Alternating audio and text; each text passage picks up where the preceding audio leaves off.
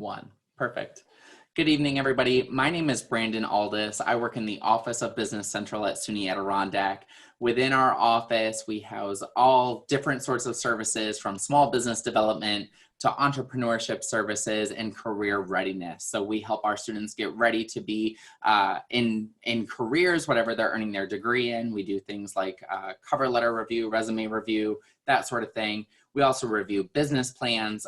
We work with a few others on the call. Kim London works with us on our Startup 80K course, which is an 8-week course that preps entrepreneurs to either start their business or sit back down and say, I'm not quite ready to quit my day job. I need a little bit more planning. So we're excited to have Kim with us.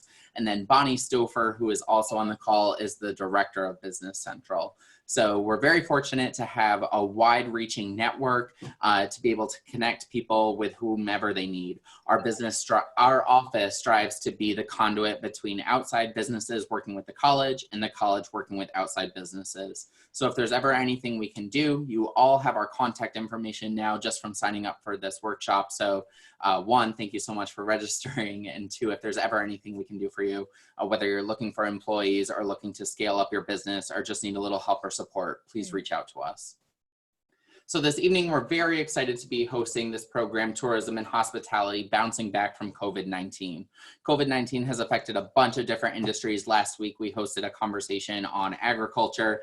This week is tourism and hospitality, and next week will be food and beverage. So we're very excited to bring this series to all of you and provide an opportunity for those specific to these industries to have a platform to talk a little bit about the changes that have happened over the last 7 weeks and the changes we see moving forward.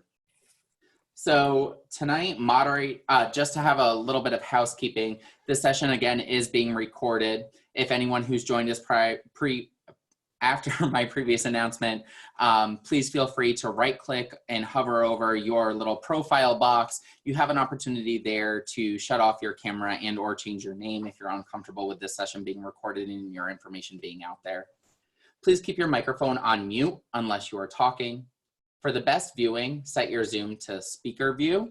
That'll allow who's ever speaking to be highlighted in green and be at the top of all of these little grids of people that we're seeing, much like the Brady Bunch. For questions, please type hand in the chat window on Zoom or literally raise your hand, whichever functionality you're comfortable with. I will call on you in order to ask your questions during natural pauses in the presentation. There will also be a time at the end for anyone to ask any questions that they have. Alternatively, you can also shoot an email to businesscentral@sunyacc.edu, and we will do your best to address your question either in the call or respond to you after with one of our panelists. If your question was directed towards a panelist, we'll connect you with them and make sure your question gets answered.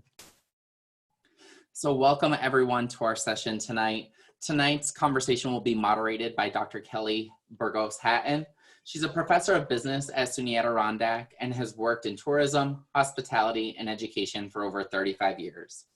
Kelly owns 3 small businesses in our area providing goods and services: Performance Marketing Associates, Mixeritas, which is a mobile bartending business, which I mean, who of us couldn't use that right now, as well as Mix-A-Fusion, which is some homemade simple syrups to be able to enhance whatever beverage you currently have on hand. So Kelly has a lot of experience in the tourism hospitality field, and we felt it best to have her moderate tonight's discussion with our panelists. So with that, I will turn it right over to Kelly to continue the conversation. Again, just keep in mind our housekeeping tips. If you have a question, type in hand or raise your hand and we'll get to it as soon as we can.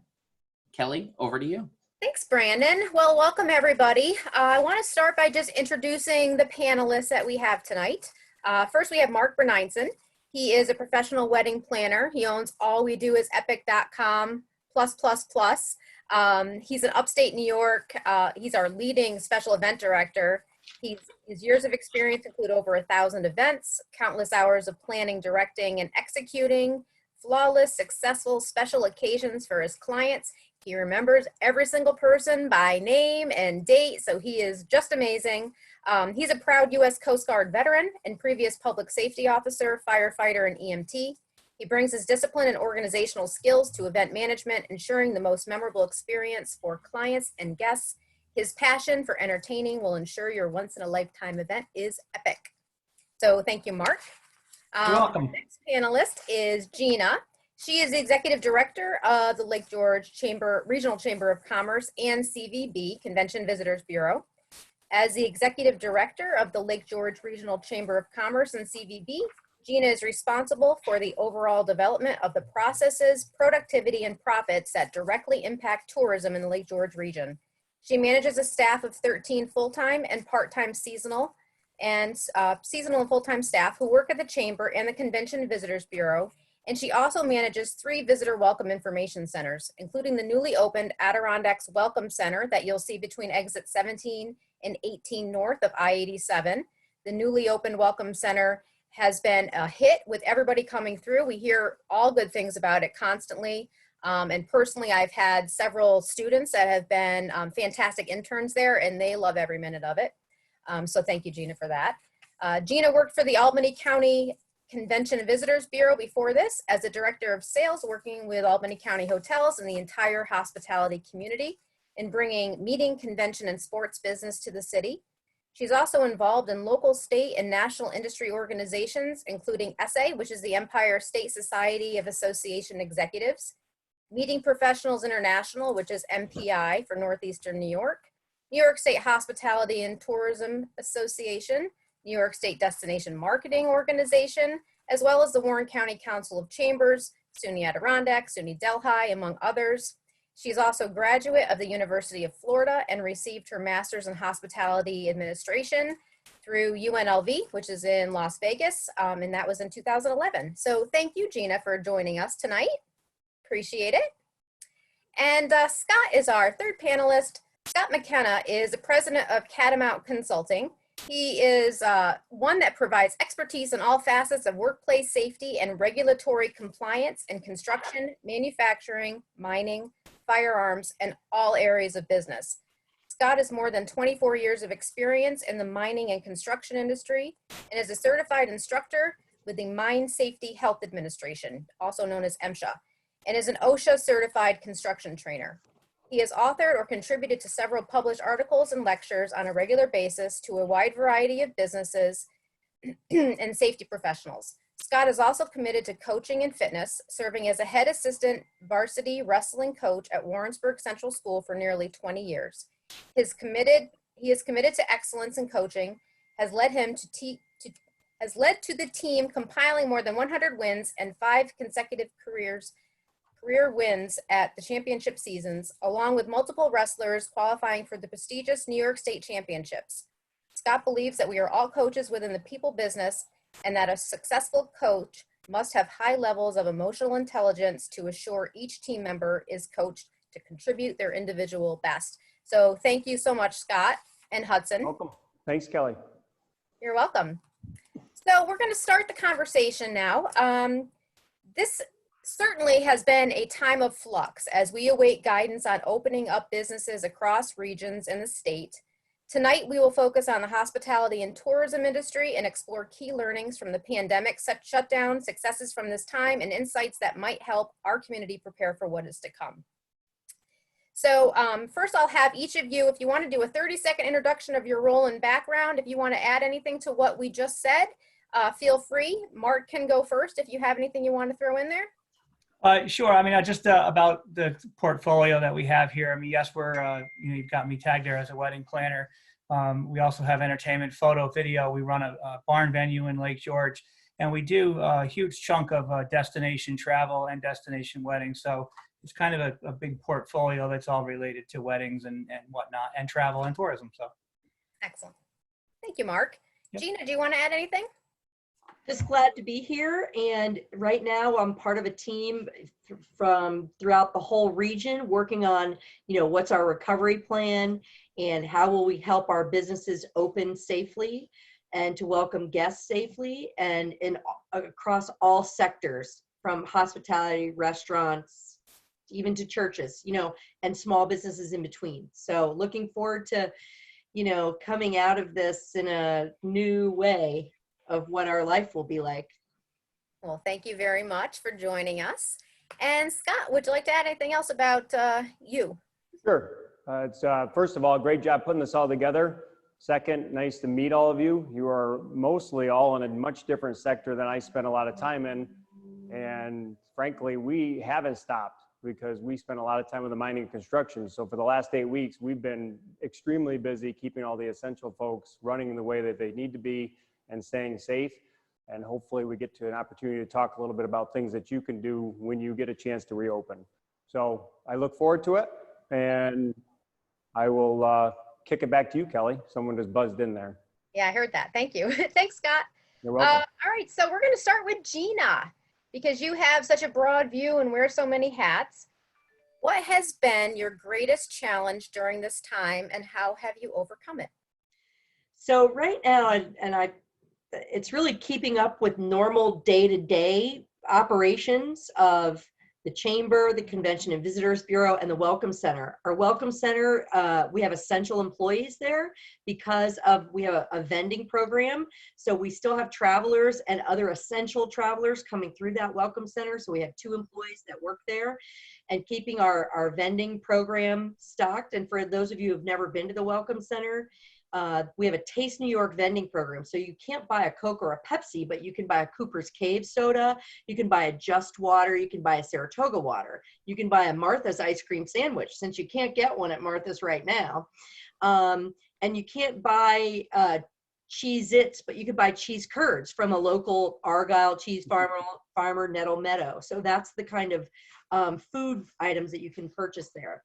So it's been interesting to keep our staff safe and adhere to state regulations for being open, and what they're seeing of what's to come as people are coming back and traveling and want to be here in the Lake George area.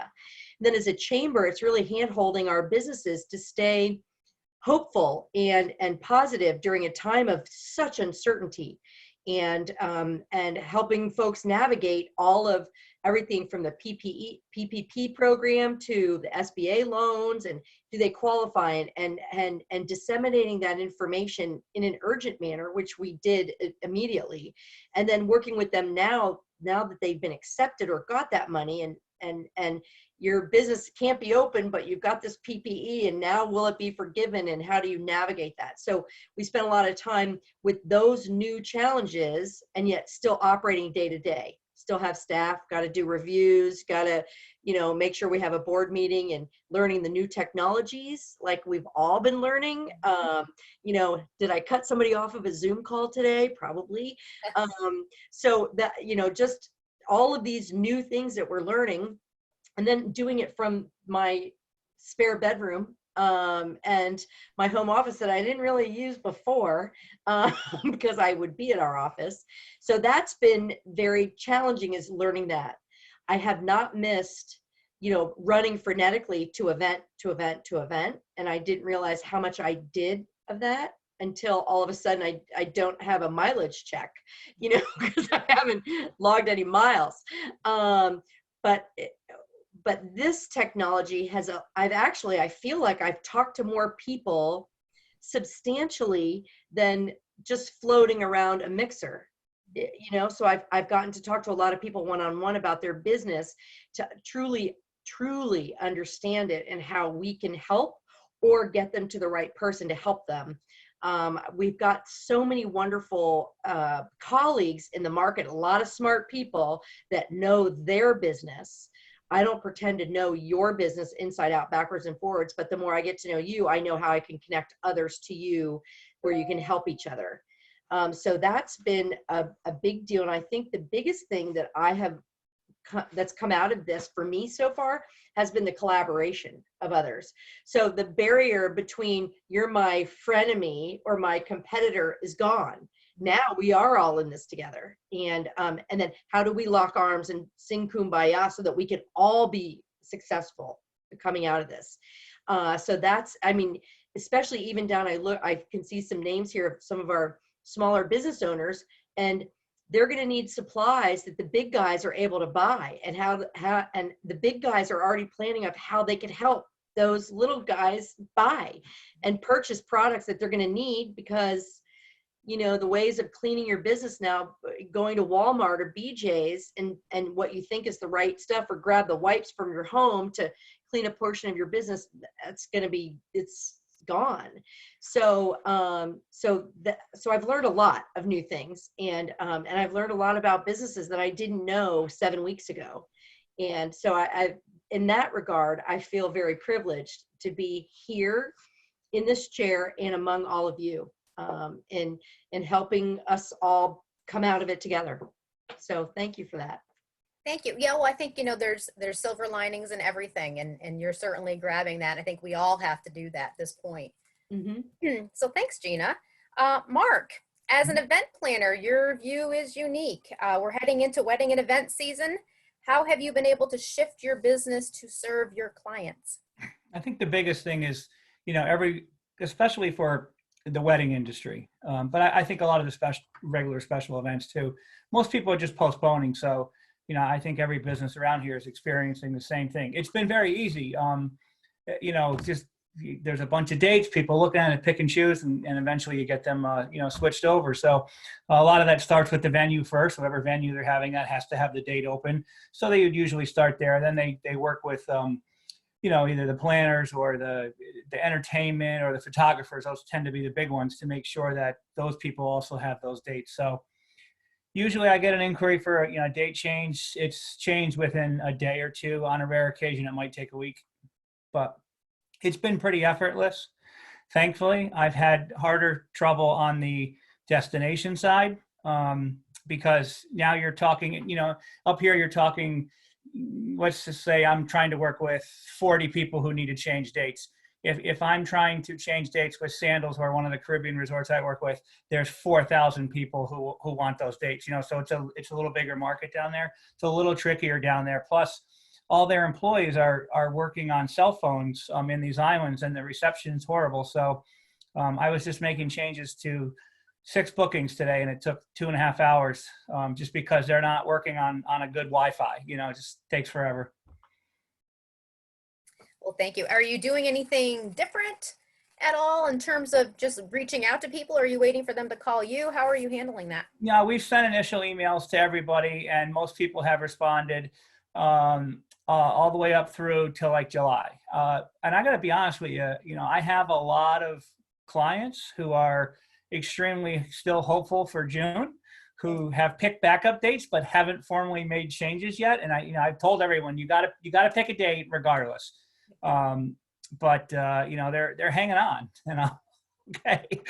I mean, I'm hanging on with you, because if we don't do your wedding, I'm doing nothing anyway. So, it's not like I'm going to go do something else. I'm there if it comes down to happening. But my biggest concern, which I think Gina talked a little bit about, is just, with the facilities now, that if things are allowed, how are they going to be cleaned and sterilized and all those things? That's going to be a monumental undertaking, I'm sure. Absolutely. Thanks so much, Mark. Scott, you have enhanced your consulting focus. You mentioned that just a few minutes ago, because of the business that you're dealing with now, to adding up supplies for businesses during this time of the COVID-19. How did you do that? What did it entail?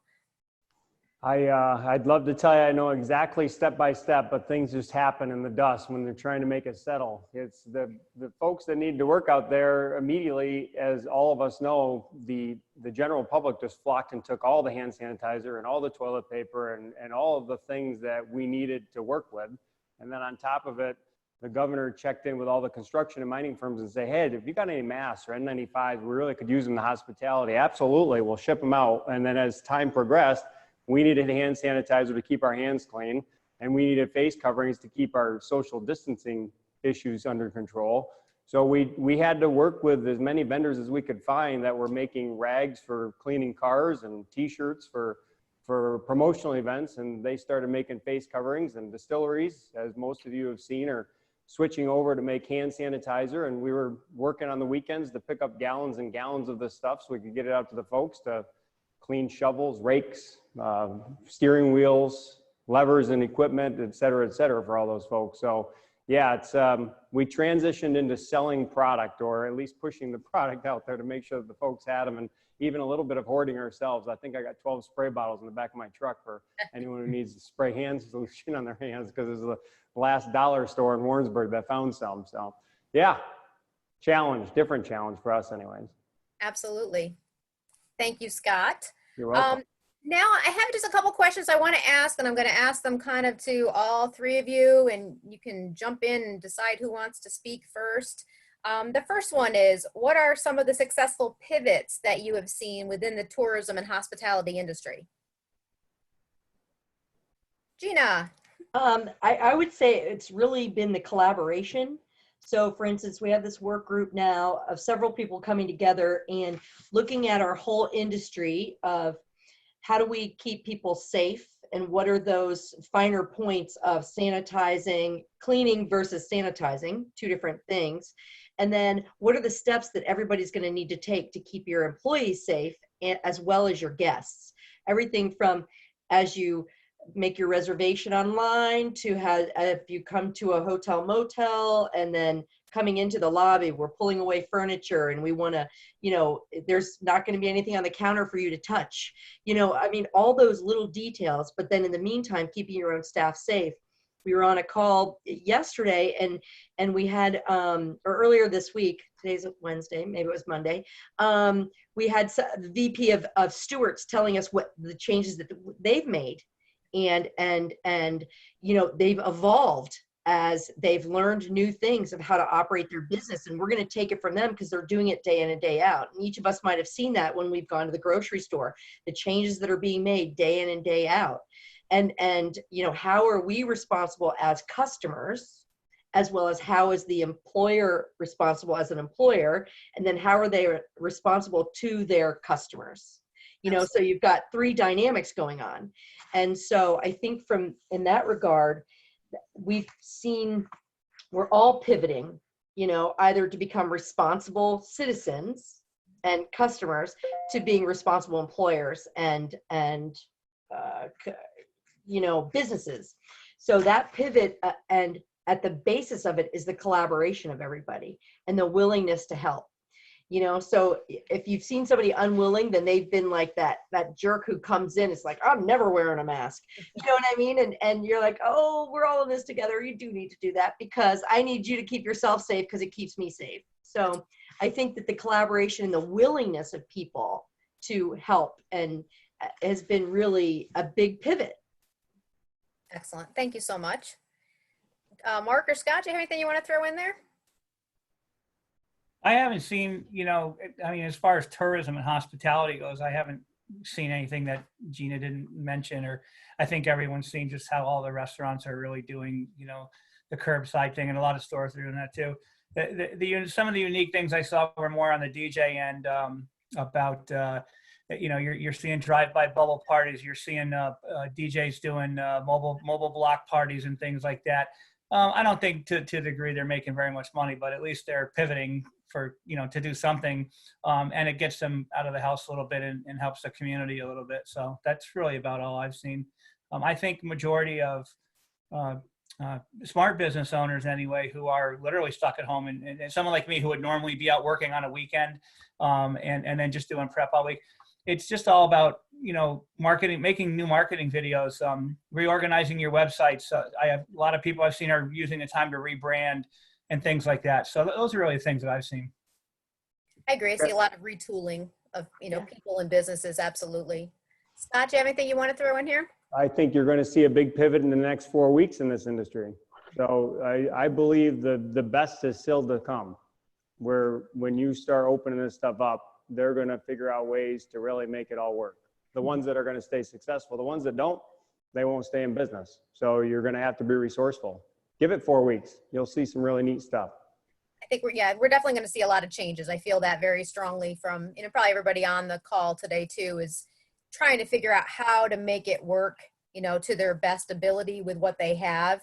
And then obviously, as Gina was mentioning, the consortium purchasing was going to be, that's going to be essential, I think, to everybody.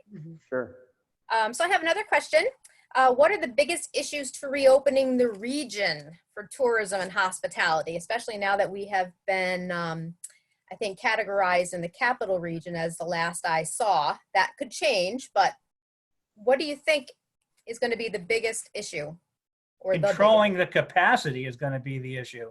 especially this time of year. And anybody from anywhere, even if it's, from Gloversville or from Western New York, they want to come to our area. How do you control the capacity? It's like how they have to control Americade. Not that many people, but it's that same concept, like every day of summer. How do you control it?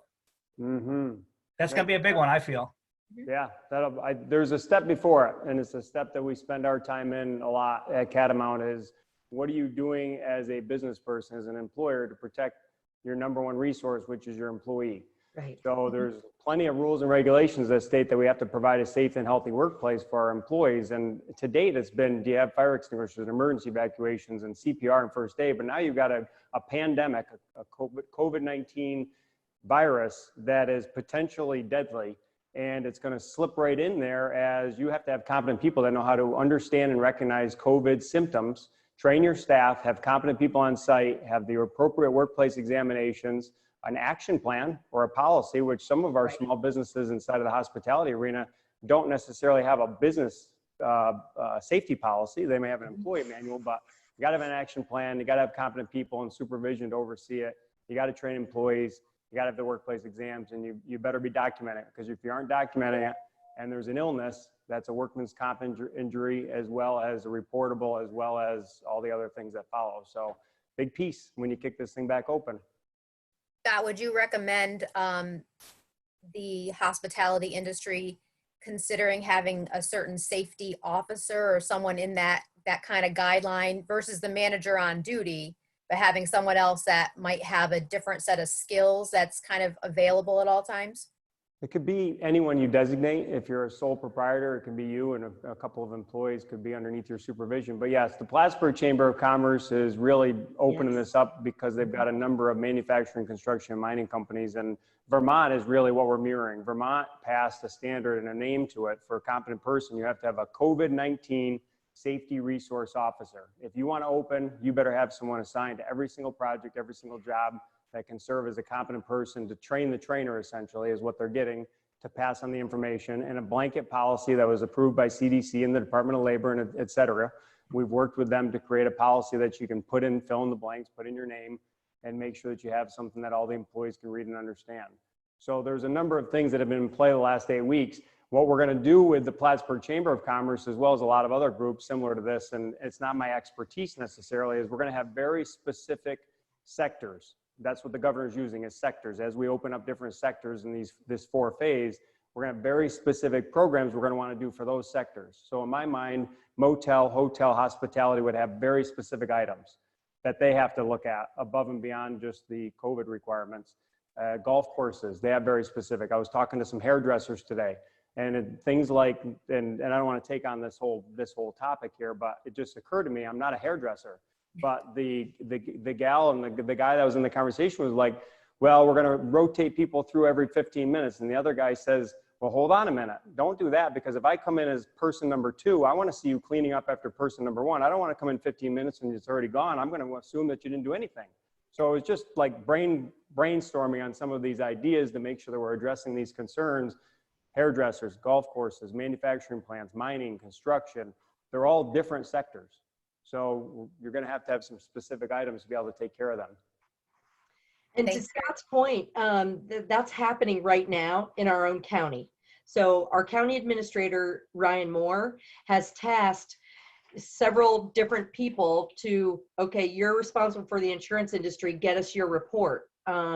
We have a call tomorrow or Friday with the restaurant industry. We met with them today with several restaurateurs who will help us guide that, overarching, these are all the little things you need to think about, the big picture, and then drilling down to the little things. And so there's smart people around that sector, to Scott's point. And I did see that earlier today that the North Country Chamber is doing the whole safety resource officer. And I sent that to 2 of the employees on my staff to say, who are we going to designate in our office? Should we bring it up on our staff meeting call? Because, for small businesses, we still need that as well. Who is responsible for, we had somebody in the morning wiping down things before we all went remotely to the afternoon, but that comes down to us policing ourselves just in our office, in addition to what's happening across the board. when Scott mentioned, as first, Mark mentioned the capacity, we have a lot of smart people that are thinking about that capacity right now. How do you, for Americade, yeah, they might do it for that event and what that looks like. But again, if you've got 50 people walking on Canada Street, are they socially distanced? Do people have masks on? I know last week, Ryan Moore had the signs changed, all the variable message boards got changed all around the county. So you would see wear your masks, practice social distancing versus stay home, because people are out and about. It's warmer. It's, I got to get somewhere. So that education I know in our hospitality world is going to begin with the staff, to how are those resources? Can we take your temperature as you arrive? Can we talk to you about how you're feeling so we can document that and keep that on file? So as part of the social, the tracing, and then where does that information where is it kept? So that's just first and foremost from a staff standpoint. Mm-hmm. And then how does that policy change? Are we going to go to our HR people to help us write that policy for our handbooks? As well as, then how are we training our staff before we've even opened our doors to allow people in? So, I mean, those are all new things that are going to happen for every business. It doesn't matter if you're in the hospitality business or you're in the restaurant business or if you're in the insurance business. You're going to need to change some policies just right at home in your office. Yeah. And we have all that done, Gina, so I'll give that to you and you can just hand it out to anyone that wants it. That's all we're doing. That's awesome. We're working directly with all Kelly, thank you for bringing us together with Scott today. Oh, you're so welcome. No, don't recreate it. The recreation in my mind is just there's a lot of people that know about their business, and you mentioned this, that I don't know about, and we have to pull them in to put those little custom touches to things like the hairdresser analogy or cleaning off menus. And it's just not something I think about. I go to the restaurant, I have a beer and food, and I don't think about all the problems they have to deal with that are going to be an issue with this stuff. So I can help you with all that stuff. Thanks, so Scott. at least the stuff that I got. Willingness and collaboration. Exactly. My biggest takeaways so far in the last 7 weeks. Well, and I just have to break, because I want to go back to just the fact that when we are in the hospitality industry, our job, we always think we have to cater to the customer, the guest that's coming. We want to make sure we're rolling out everything perfectly, and they have to realize, which is going to be a big part of us training them, but they have to realize that it's not going to be the same. And I take into account things that, I read over the weekend about Buck Mountain and some of the trails that everybody's looking to get healthy because they're home. They want to get out. They want to hike our beautiful trails, which is fantastic, but we can't have the capacity problems, which we did because, they had to, I think, shut it down at 12:30 because people were parking in the middle of the drive and no one was socially distancing. There was too many people, and that's happening all over the place in the Adirondacks. We don't want to turn people away and have them not want to ever come back to our area. So there's going to be a fine line of how do we say, here's the welcome mat, we're rolling it out, but also you need to not come this weekend, you can come next weekend, you have to wait for an hour, have these queue lines or whatever it's going to be. I think that's going to be some of the struggle that we're going to have to overcome. And that is also going to be a training piece that, the owners, the managers of these locations are going to have to somehow get across to the employees and empower the employees to make some decisions, which perhaps before they either weren't allowed to, or they just didn't know how to. So there's definitely going to be a ton of training coming through. And obviously there's several of us on the call that would be willing to jump in and help at any point. So, certainly reach out as we're going forward. So back to the actual program. Did any of you apply, or are you telling businesses to apply for any of the relief programs that the government has put forward? Yes. Has anybody done that? Yeah, we applied, did. but we all of have our companies did. Sure. Encourage folks to do that, and some successfully and some are on pins and needles because now it's, so I have one business, we'll say the lodges at Crest Haven and the Boathouse restaurant, so they needed to bring back their employees to, for that forgiveness loan. And then they were limited as to what the employees could actually do. You know what I mean? So it was like the chicken and the egg whole piece there. And then you have another one who they're debating whether or not to not accept the money because their restaurant, will say the Lake George Beach Club, he's got several 50 employees, but he's not making any money to come in to keep them working. The takeout didn't work for him. There wasn't that business. And so it's like, then I can't take that money because I don't have the employees working, and I can't afford a 1% loan. Right. And then another business said, I looked at it as a 1% loan, and then we budgeted for that. So I think that there's been a myriad of ways of how people are looking at that. Well, and I've heard several, kind of anecdotal pieces of information that have been, we really wanted to, but our employees that we furloughed or we laid off are refusing to come back because Yes, they're we've making had so that- much we've heard money that as well. being laid off. And that's a huge challenge because they want to get back into it. But hey, if you're making, $1,100 or so, $900 a week because you get the extra 600. Yeah. I mean, really, younger people, especially in their right mind, why would they go back to making less? So that's got to be a huge challenge and a huge burden. Again, the monies are out there as a forgivable loan, but if the companies can't accept it because they know they can't get everybody back by June 1st, then that's just putting them in a horrible place, even though the funds are available. Right. And those folks are staying on that unemployment insurance through July 31st. Yes. Mm-hmm. That's the whole summer. It's certainly a larger conversation to have, but it's certainly, I think everybody on the call probably has those experiences or they've heard of them. And it's definitely a concern that we all need to participate in trying to rectify. Let's see, what business, oh, go ahead. Did you have something to add, Gina? No, I'm good. What business processes are you emphasizing that are best practices for reopening? Does anybody have a comment on that?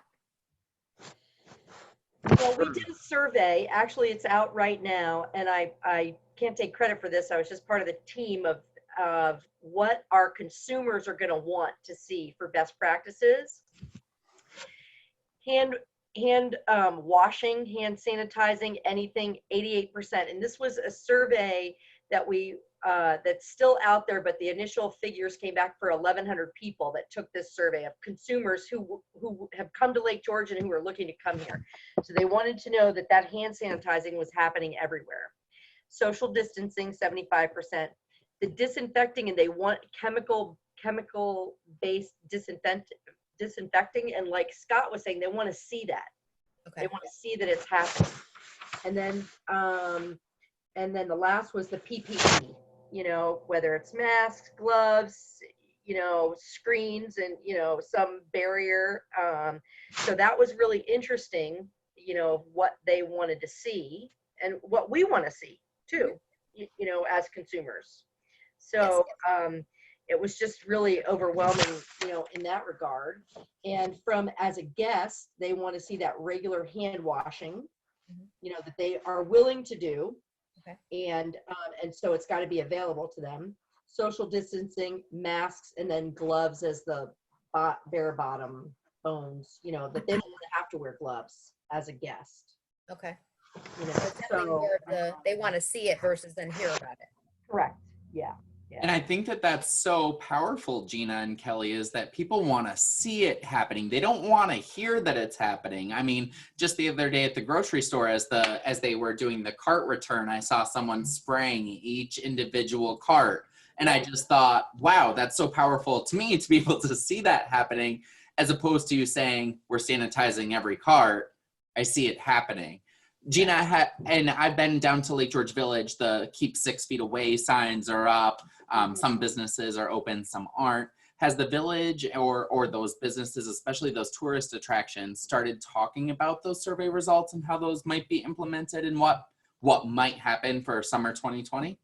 So good question. And I see Beth Gelazzo on here. She and her husband, they own the Lake George Escape, and looking at, how their business, smaller, where they can actually they can take your reservation online, they can keep your group together, they can social distance you and walk you through. So they're going to be tasked with putting their business plan so that we can run that up the county, you know, in an effort to open and show all of that. But some of it goes to the advance. You do want to tell your guests what to expect in advance. So we've talked a lot about that. I see some other folks who are part of our bigger picture of putting together those plans in place that, you know, you're going to want to change your website to know this is what we've done, or show a video of how we're cleaning your rooms in advance, or we've got this UVS technology of how we're sanitizing before you get here, whether it's a hotel room, your front desk. You may not have a coffee maker anymore in that room because we don't want that as a touch point that we have to sanitize every day. So you've also got to, you know, I'm just throwing that out there. I don't know that everybody's going to take it out of that room, but you're going to want, you may have to set a new level of expectation for a guest coming, and what our expectation is of them as a guest. Or just like at the grocery store, you know, you might wait in line to be the 15th person to go into Home Depot now, or to Aldi, or wherever. We're seeing that already for where we are allowed to go. So we've tried to talk about, you know, what are you going to need to do as a business in this tourism hospitality to forewarn your guests, or show a new level of expectation before they get there. And then when they arrive, do they sign off on what they're responsible for? Is there signage for that, you know, everywhere? What are the floor decals going to educate you on what you can or cannot do? Or if you are going to use the pool, you might have to sign up to get your 30 minutes. Maybe somebody's going to do it that way. So your family gets this 30 minutes to an hour, and somebody else gets, you know, and then we are going to wipe everything, you know. So all of that has not been all put into place, but these are all the thoughts that are running through of, you know, pre, during, and post of welcoming people. Absolutely. Thanks, Brandon. Scott had his hand up back there. Did you Well, want to? yeah, I just was trying not to jump out of order, but I agree 100%. The key is you can't be ignorant. And if you're going to open up your business and you don't understand what social distancing is, you need to understand. It's 6 foot. If you're under 6 foot, you wear a face cover. If you don't know what the signs and symptoms are of COVID, then you shouldn't be operating. There has to be complete understanding. And it's pretty simple, really, when you break it down, but there can't be wishy-washy. And I talked before about having the stages and the sectors. It's important to understand that each of your sectors is unique, and make sure that you have a protocol that you're following and stay with it. And everyone should see you following it, and every employee. A culture has a group of people who are following a similar idea and a mindset. That's team, that's tribes, that's culture. And if your business is not following a culture of seriousness to COVID, your guests are not going to feel comfortable. And this is the business you're in, is making me feel comfortable when I show up with my family. So key components, you got to be thinking about them. Absolutely. Thanks, Scott. So another question. If you could rewind the clock and go back 1 year, what would you have done in order to be more prepared for this happening? Not that any of you really could see it. We have no crystal balls. But if you could have a year ago, what could you have done? I mean, for me, speaking in the short term, because we don't know when this is going to end. So I'm prepared for the short term. If this goes more than 6 months, that's when I really start to get worried about things. But I think any good business owner has a plan to survive short-term things. So it's after that 6 months to a year, that's when, you know, people are going, now what? So we are hoping that tourism starts back up. We're hoping that weddings and events happen. We're hoping people travel. We're hoping people are allowed to go to restaurants and eat again and things like that. But, you know, I think that's really my answer to that question. Strange, right? I mean, who sits there, and sorry, Gina, you want to No. but who sits there in some of the industries that are in our region and says, I need to have a succession plan if someone can't come to get their hair cut? I have a good friend that owns a funeral home. You know, that's always been his biggest joke. I'm always going to have work. And I tell him how sick he is, but think about this for a minute. They don't have work, right? So it's in the construction and mining industry, we figure that there's going to be a hurricane or a tornado in some of the country. There might be a mine explosion. God forbid, maybe a serious injury or fatality. We emergency plan to be able to do everything tomorrow like we're doing it today if one of those situations occur, including virtual training, policies, procedures, move our office space. And it's just, those are much different arenas. Thank you, Scott. Gina? I think for me, in my role, I was always so not into remote working. So having a technology, we are still not there with all of our technology for all of our staff. We're really blessed that people have a laptop at their home that we haven't provided for them, if we provided a desktop. So just knowing that, technology is what is allowing us to actually run our businesses, and we're limping along. I mean, God forbid if I lived in the north part of our county, and not having the broadband, and I'd be at the mercy of a hotspot in a parking lot at Johnny Rockets or Stewart's, or it just makes me upset. So I think that for me, I mean, now I could see, the trust that you have in your employees that are doing their work remotely, and the work that they're doing is substantial and doing a great job at that. So the working remotely and technology, it's just, I'm going to reinforce everything that I can to make sure that, as somebody said, you should always be saving, putting aside 10 to 25% of your budget into technology and new technologies. Man, I'm going to be lobbying for that. And training. Yes. So yes. me coming from the college atmosphere, of course, I'm always looking for training, and I know the Office of Business Central that Brandon and Bonnie represent, they're always putting together training, as he mentioned, and Office of Continuing Ed also does, and that is one thing that I think everybody in every industry was caught short with, certainly looking back.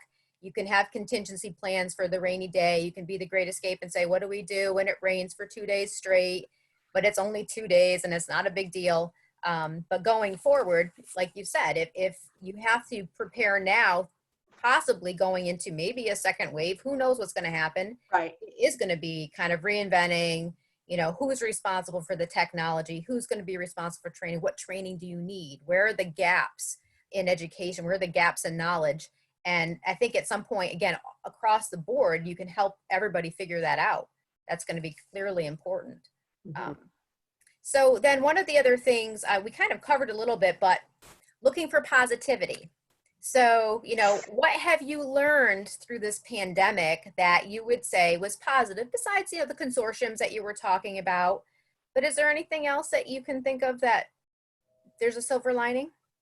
It's a lot of people helping a lot of people, which, has always been the same people I see helping people constantly. The same businesses are donating here and doing that. But now you're just seeing a lot more individuals doing it because they have time and they have a skill set that maybe they're sewing things or, sewing masks or things like that, like Tara on there. I happen to see Tara.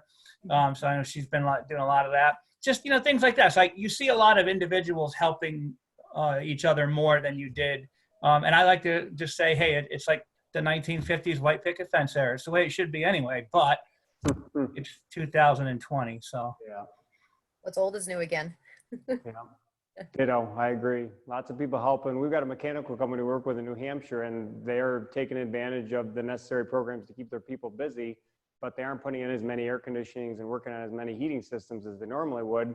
So they are also donating their time to deliver food. And I got guys that are typically putting in plumbing and heating systems. They're roaming around raking people's lawns, and the employer's paying them for it, but they're showing up in a mechanical truck and helping people get their chores done and things. So that's kind of a resourceful way of both keeping your staff busy, but also helping out the community in time of need.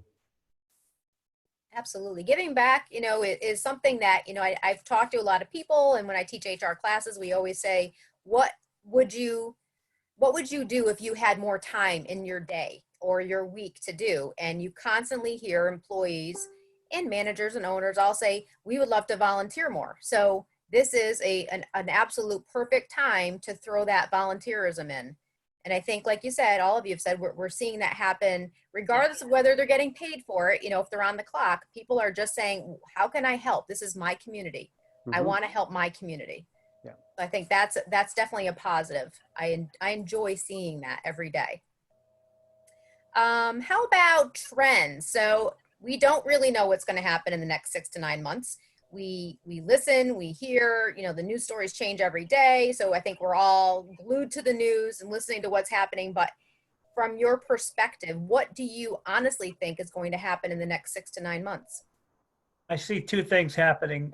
First, smaller events. Yes, events, weddings, and parties are going to start up again, but I see them being smaller. Let's just, hypothetically say 50 people, which is going to be great overall for the industry. Not so great for the venues because they're going to lose seats. A wedding is basically a seat like a restaurant, same thing for the venue. So the food and beverage is going to take a hit, and they're also going to lose hotel nights, which is going to take a hit as well. Fortunately for vendors like myself and entertainment, photography, video, all that stuff, the price is the same. So that doesn't impact us. We just want to get back to work. But I think that's going to be one of the big things is that on the event end, you are going to see events start back up when they're allowed to. And with venues, obviously, that are taking care of everything I take care of. But they're just going to be, smaller in nature. So that's one of the things that I see. Absolutely. Scott? Agree. Local tourism. The last I heard, I think it was last weekend, Warren Buffett pulled all of his money out of the airline business. He said people are going to travel in an airplane less and airlines are going to go out of business. What does that mean to the local community? I, for Warrensburg, are not going to get an airplane and go to Florida. I'm going to drive my family's wagon down to the Lake George Holiday Inn or Fort William Henry, and I'm going to hang out around their pool, and I'm going to go on a cruise ship at the Lake George Boat Company. That's what I'm going to have to do this summer. I'm going to change it to local tourism versus jumping ship and getting out of state. So, and to that point, the issue will be as hotels and restaurants come out of this, if they can only open with half of the capacity. So if you're right now, if you are a motel that has 50 rooms and you can only open 25 of those rooms, and with your sanitizing and sterilization of that room, you may not be able to open that room up for another 72 hours. So that cuts your capacity even less. So you'll need less staff, or you may not have the staff because they've enjoyed the furlough and they have not chosen not to come back to work. So you've got those other issues, and what that will happen in our county. There'll be less sales tax generated, less occupancy tax generated. So now you've also cut into the county budget to do other essential services. So we're going to see a trickle down effect of some businesses not being able to open and survive because now they're reduced to that capacity. So we have less people coming. So there's a whole trickle down effect so you said 6 to 9 months. So 9 months from now, we're in a new year of a county budget. And then what does that look like from someone who couldn't pay their rent and or their mortgage? Glens Falls National, phenomenal local community bank. And let's say 10% of people can't pay their mortgages, which they put 95% of their money back into our community. So what is that trickle down effect? So there's a lot of unknowns, just the economy of our county. And we are a family of family businesses, so I want to be hopeful, but that's reality. So for instance, today, if the Fort William Henry, you mentioned that, if they're not getting 50 reservations a day, that room is perishable. They can't get that back. Like they can't eat that banana tomorrow because it went away today. It was eaten today or perished today. So we've got to think about that. What does that look like? And it's, we can do what we can to pull out of this year, but this year adds to next year. We've lost a quarter of business, sales tax, occupancy tax right now, from 7 weeks ago to even mid-June. It's a full quarter of business. So that's reality. Absolutely. And I agree with you. And I think about, when I'm teaching classes with this industry, I talk about, it's heads in beds, cheeks in seats, for restaurants and hotels. And that's just not going to be a thing anymore. So, if our occupancy rates, if we have to take them down from wanting to be 100% to really praying that we're 50%, that means it's going to drive, the prices up. So ADR is going to have to be the number versus occupancy, and that's going to be a challenge for everybody. If their rooms were normally 99, all of a sudden they're either going to have to take a hit, or it's going to be $299 for the room that someone paid $99 for last year. And I think there's going to be, a little difference in how they're going to handle that. Well, on the flip side, that came up in our survey. Room rates will be, you may not be able to charge that higher rate because the average traveler has been furloughed, has a lot less money. We still need them to come here because we've always been a destination of the everyman could come here. You can sleep in a tent, you can sleep in a castle, you can sleep everywhere in between. So rate will still play a factor, but I don't think you're going to see rates that, you know what I mean? Because right now we have people that we need you to stay here. So there could be a rate war that comes down, in some regard. I see that. I mean, that happened after 9/11. It happened after the recession. Things were given away. So in that regard, I'm not so much the rate war as much as that capacity to how Mark had said that, and then how do we deal with the less capacity? I mean, this is a great destination that people want to come to.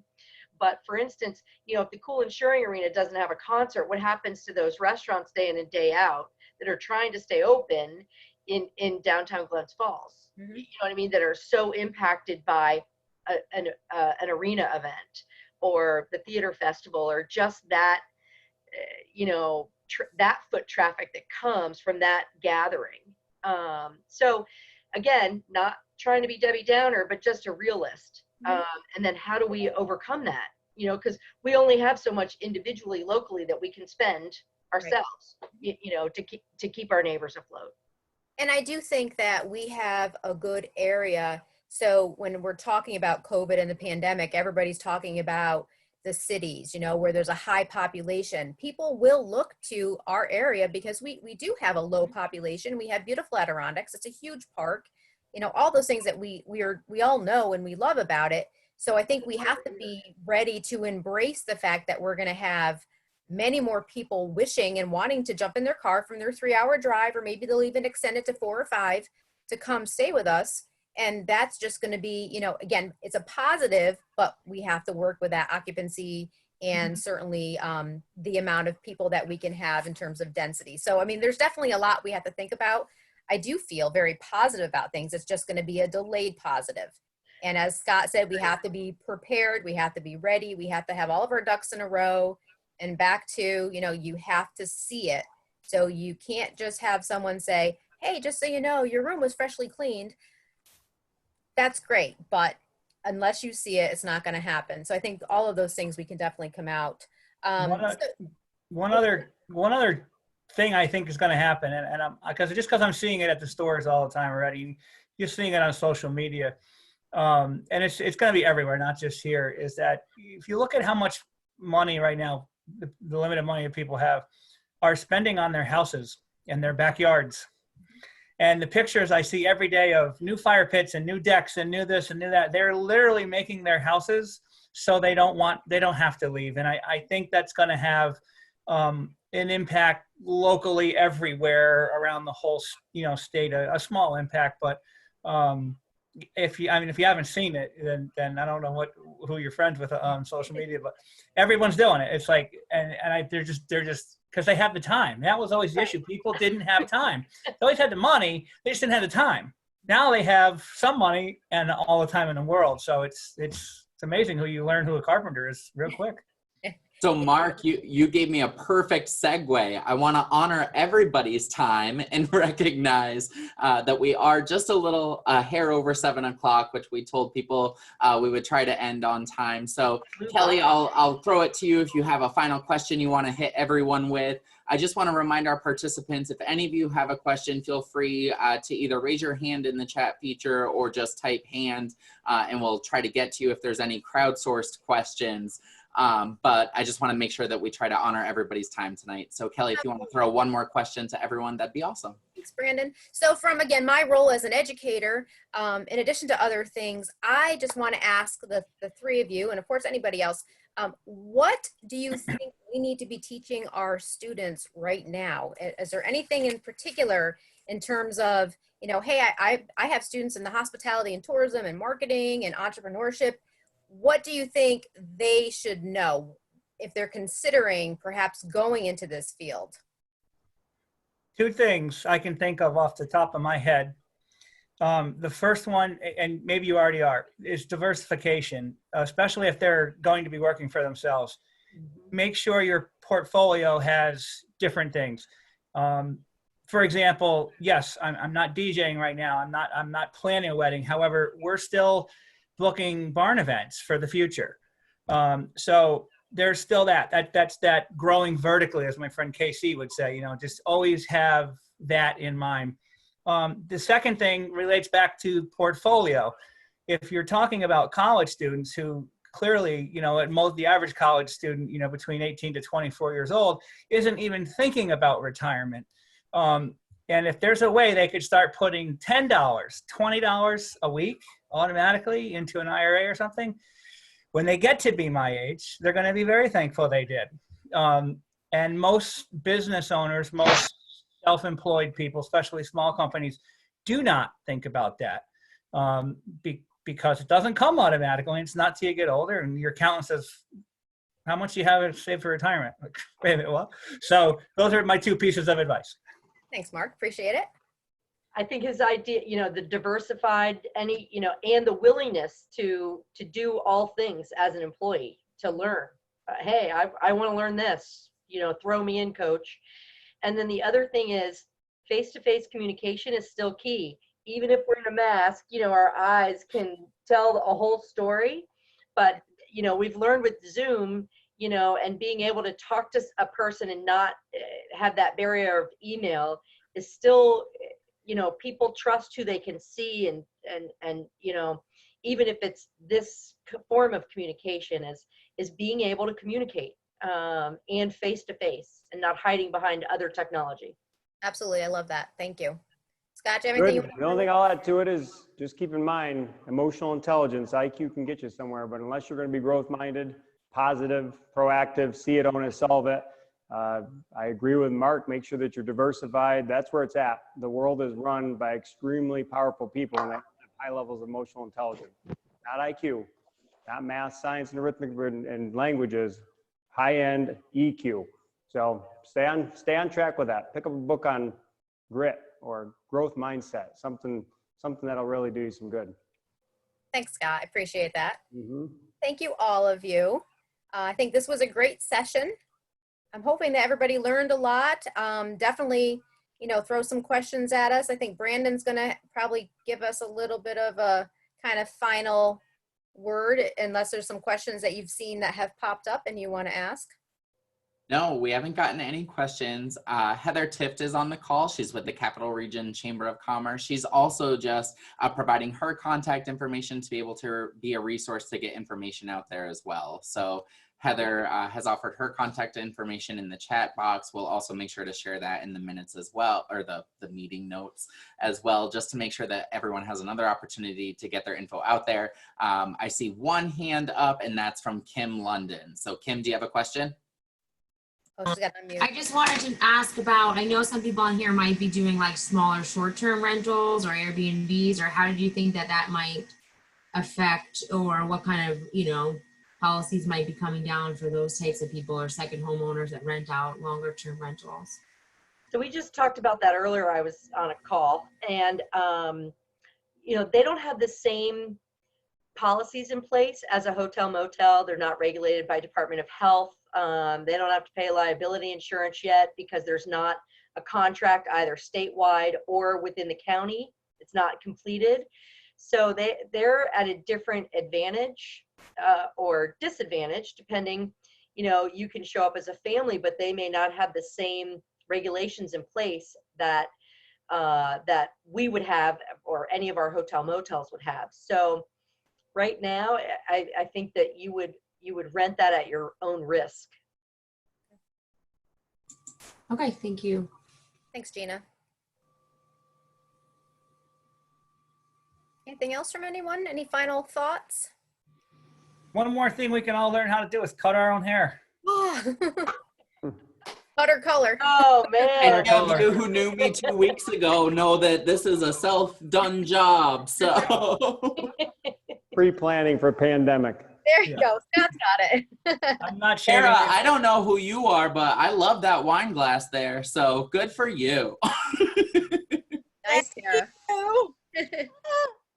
That's working from home. Yeah, well, it's after 5 o'clock. You can have a cocktail and webinar after 5 o'clock. Oh, if I had been told that. Nobody I know. said you couldn't.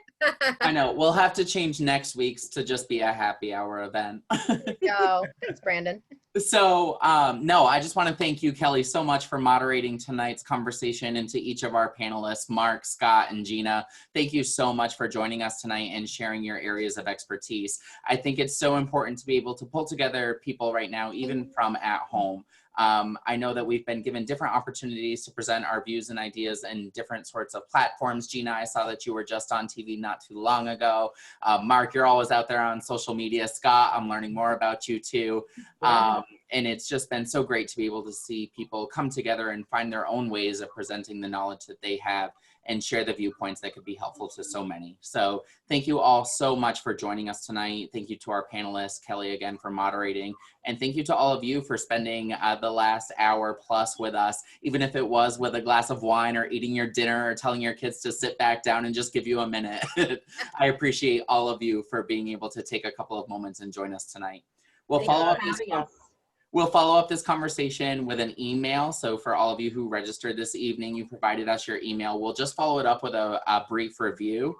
The session was recorded, so we'll provide you the link to the recording. And then we just have a quick survey as well. Just let us know how we're doing. Let us know how the information was valuable to you, or any type of feedback that you have.